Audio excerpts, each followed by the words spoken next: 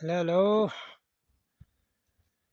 रसिदले नमस्कार सम्पूर्णमा यहाँ हामी अब खन्दुर्कियामा निर्माण हुँदै गरेको चङचु छर्तेन चाहिँ हिजो निर्माण सम्पन्न भएर आज सोमबारको दिन चाहिँ ध्वजा पताका चढाउने कार्यक्रम भइरहेछ अनि यहाँ जस यो चाहिँ गत वर्ष योभन्दा अघिल्लो वर्ष निर्माण गर्नुभएको यो माने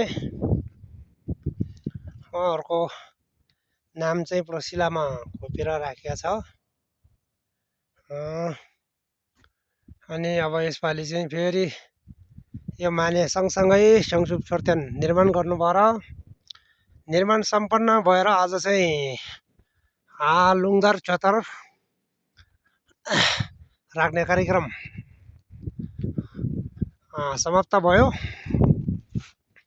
अब यसमा रङ रोगन गर्ने बाँकी छ। अब रङ रोगन केही दिनपछि अलिकति अहिले मौसमको खराबको कारणले गर्दा पनि मौसमले साथ नदिँदा हामीलाई अलिकति अब सुक्नु अलिक टाइम लाग्छ। अनि यहाँ उहाँ चाहिँ बाजे हाम्रो बाजे हुनुहुन्छ। उहाँ चाहिँ यहाँको छर्तेन निर्माण गर्ने जिन्दाक। अनि यहाँ बोजू हुनुहुन्छ, उहाँ चाहिँ हाम्रो जिन्दाङमा यता हाम्रो छर्तेन निर्माणको जिन्दाङमा हुनुहुन्छ।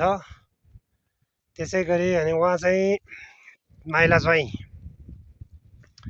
उहाँ चाहिँ यो छर्तेन निर्माण माने निर्माणको लागि जग्गा दान गर्नुहुने जग्गा दादा हुनुहुन्छ।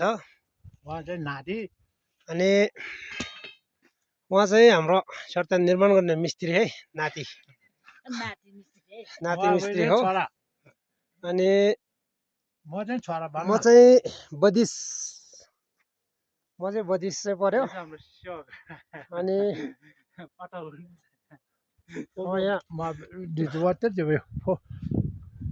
फोन नम्बर पठाउहरू पनि छ यहाँ।